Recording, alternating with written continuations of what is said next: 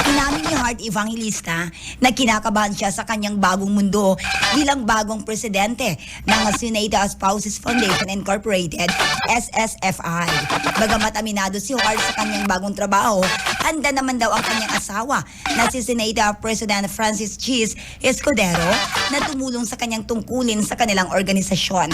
Kahapon ay nanumpa bilang bagong pangulo ng Sinata Spouses Foundation Incorporated kasunod ng otomatikong pagtanggal kay Audrey Zaviri bilang SSFI head nang mapatalsik bilang liderato ng Senado noong Mayo 20 ang kanyang asawang si Senador Juan Miguel Zubiri. Sinabi ni Evangelista na humingi siya ng payo kay Escudero kung paano gagampanan ang kanyang mga tungkulin. Anya medyo OC o obsessive-compulsive siya pagdating sa mga detalye. Yun, siya na ang bagong presidente ng SSFI. Yes. Ano kasi si sa Heart. sa mga Senate President, para din yan silang mga First Lady, di ba? Oo, para yan sa mga first lady.